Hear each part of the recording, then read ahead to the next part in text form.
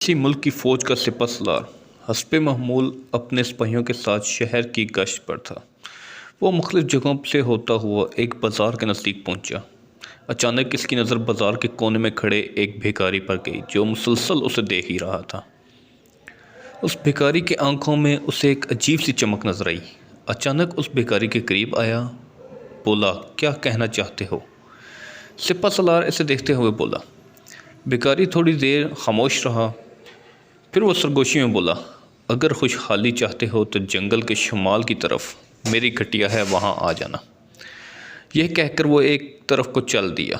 سپہ سالار سے گھورتا ہی رہ گیا۔ سپہ سالار کی زندگی نہایت ہی پرسکون طریقے سے گزر رہی تھی کہ اچانک ایک دن اس کی بیوی نے فرمائش کر دی کہ اسے بڑا سا محل جیسا گھر چاہیے۔ اس پر وہ بولا، نیک بخت، موجودہ تنخواہ میں تمہارے لیے محل جیسا گھر کیسے بنوا سکتا ہوں؟ وہ بولی، میں کچھ نہیں جانتی، تم سے کم عہدے والوں نے اتنے اچھے گھر بنوا لیے ہیں اور ہم بھی ابھی تک اس پرانے گھر میں رہ رہے ہیں۔ وہ روز کی تکرار سے تنگ آ چکا تھا۔ اچانک اسے اس بھکاری کا خیال آیا جو کچھ عرصہ پہلے سے بازار کے کونے میں ملا تھا اور جو کہہ رہا تھا کہ خوشحالی چاہتے ہو تو جنگل کے شمال کی طرف میری کٹیا ہے، وہاں آ جانا۔ اس نے اپنے گھوڑوں پر زین باندھی اور جنگل کی شمال سمت چل پڑا۔ کچھ دور جنگل میں اسے ایک گٹیا نظر آئی۔ اس نے اپنا گھوڑا ایک درخت کے ساتھ باندھا اور گٹیا کے اندر داخل ہو گیا۔ اندر وہی بھکاری موجود تھا۔ بھکاری نے اسے دیکھا تو اس کے چہرے پر مسکراہٹ آ گئی اور وہ بولا، مجھے معلوم تھا کہ تم ضرور آؤ گے۔ سپہ سالار بولا، تم میرے لیے خوشحالی کی بات کر رہے تھے، مجھے اپنی بیوی کے لیے محل نما گھر چاہیے۔ بھکاری نے قریب رکھے ہوئے صندوق میں سے اشرفیوں سے بڑی 4 تھیلیاں نکالیں اور اسے دیکھتے ہوئے بولا، میں تمہیں صرف ایک کام کے بدلے اشرفیاں سے بڑی ایسی 1000 تھالیاں دے سکتا ہوں۔ سپہ سالار اچھلتے ہوئے بولا، کیا کہا؟ 1000 تھیلیاں؟ ان میں سے تو میں 10 محل بنوا سکتا ہوں، مگر کام کیا ہے؟ اس کے لہجے میں تجسس تھا۔ بھکاری بولا، تمہیں اپنے ملک کے کچھ اہم فوجی راز مجھے دینے ہوں گے۔ سپہ سالار اچھل پڑا، کیا؟ یہ تم کیا کہہ رہے ہو؟ کون ہو تم؟ بھکاری بولا، سوالات مت کرو، خوشحالی ایسے ہی نہیں آ جاتی، کہو سودا منظور ہے؟ سپہ سالار کافی دیر تک سوچتا رہا، آخر اس نے رضامندی میں سر ہلا دیا اور دوسرے دن کچھ اہم راز بھکاری کے حوالے کر دیے۔ اس نے اپنے ضمیر کا سودا تو کر لیا تھا، مگر وہ بے چینی محسوس کر رہا تھا۔ کچھ دنوں میں اسے کچھ عجیب قسم کے خواب آنے لگ پڑے۔ نہ جانے کیوں اس نے خواب کی تعبیر خود ہی سوچ لی کہ وہ مرنے والا ہے۔ آج رات اسے پھر وہی خواب نظر آیا۔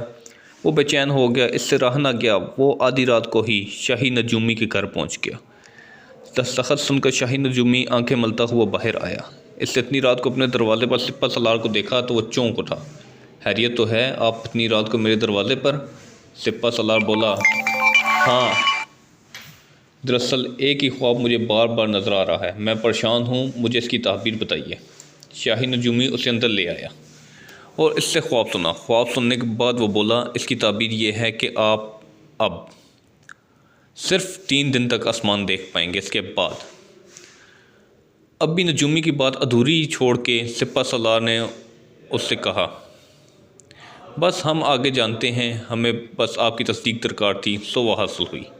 ہم معافی چاہتے ہیں کہ اتنی رات میں آپ کو تکلیف دی۔ یہ کہہ کر فوراً باہر کی طرف چل دیا۔ شاہی نجومی نے اسے ہکا بکا جاتا ہوا دیکھتا ہی رہ گیا۔ صبح سویرے ہی سپہ سالار محل روانہ ہوا اور بادشاہ سے فوری ملاقات کرنا چاہا۔ بادشاہ سلامت کے طلب کرنے پر وہ ان کی خدمت میں حاضر ہوا اور بولا، بادشاہ سلامت، میں آپ سے آج ایک اہم بات کرنے والا ہوں۔ بادشاہ سلامت بولے، کہو، میں سن رہا ہوں۔ سپہ سالار سر جھکاتے ہوئے بولا، بادشاہ سلامت، میں اب اس دنیا میں 3 دن سے زیادہ زندہ نہیں رہ سکتا، مگر دنیا سے جانے سے پہلے میں اپنے جرم کا اعتراف کرنا چاہتا ہوں تاکہ اپنا بوجھ کم کر کے اس دنیا سے رخصت ہوں۔ بادشاہ نے پوچھا، کیا جرم تم نے کیا ہے؟ سپہ سالار بولا، دراصل دولت کی لالچ میں آ کر میں نے اپنے ملک کے کچھ دفاعی راز پڑوسی ملک کو فراہم کر دیے ہیں۔ بادشاہ غصے میں آیا اور کہا کہ کیا تم یہ کیا کہہ رہے ہو؟ تم سچ کہہ رہے ہو؟ سپاہی نے جواب دیا، جی ہاں، اور بہت جلد ہمارے ملک پر حملے کی تیاری میں ہیں۔ سپہ سالار کی یہ بات سن کر بادشاہ غصے سے لال پیلا ہو گیا اور بولا، تم نے غداری کی ہے اور اس کی سزائے موت ہے۔ بادشاہ نے اپنے سپاہیوں کو حکم دیتے ہوئے کہا، لے جاؤ اسے اور زندان میں ڈال دو، کل ہم اسے سر عام پھانسی دیں گے۔ ابھی سپاہی اسے پکڑ کر لے جا ہی رہے تھے کہ اچانک باہر سے دو سپاہی بھاگتے ہوئے اور بولے، بادشاہ سلامت، مجھے صرف ایک موقع دیں، مرنے سے پہلے میں کفارہ ادا کرنا چاہتا ہوں۔ میں نے دشمنوں کو راز دیا ہے تو میں اس کا تدارک بھی کر سکتا ہوں، آپ مجھ پر بھروسہ رکھیے۔ بادشاہ سلامت نے کچھ دیر سوچنے کے بعد کہا، ٹھیک ہے، مگر میرے سپاہی تم پر مسلسل نظر رکھیں گے۔ اس نے بادشاہ کا شکریہ ادا کیا اور تلوار لہراتا ہوا دشمنوں کی طرف لپکا۔ جنگ مسلسل 3 دن تک جاری رہی۔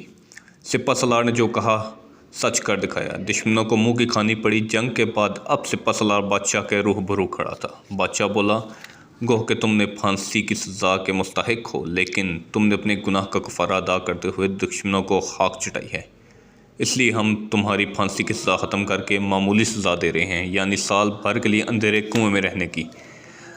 وہ بولا، لیکن میں نے خواب دیکھا تھا، اس کے مطابق تو میری موت واقع ہونی تھی۔ شاہی نجومی نے بھی اس کی تصدیق کی تھی۔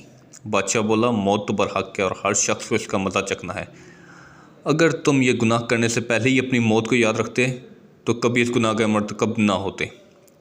کیا ضروری ہے کہ جب انسان اپنی موت کو اپنی آنکھوں سے دیکھے جب ہی گناہوں سے باز آئے؟ جب موت برحق ہے تو انسان سے یاد کر کے اپنے گناہوں سے باز کیوں نہیں آتا؟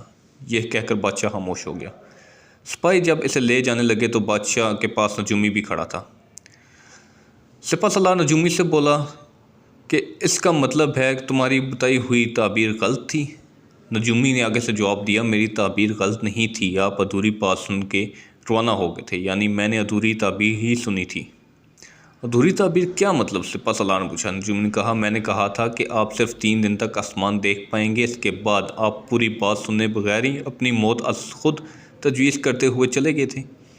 پوری تعبیر یہ تھی کہ آپ 3 دن تک سورج دیکھ سکو گے، اس کے بعد آپ بہت دنوں تک ایک ایسی جگہ رہیں گے جہاں آپ سورج نہیں دیکھ پائیں گے۔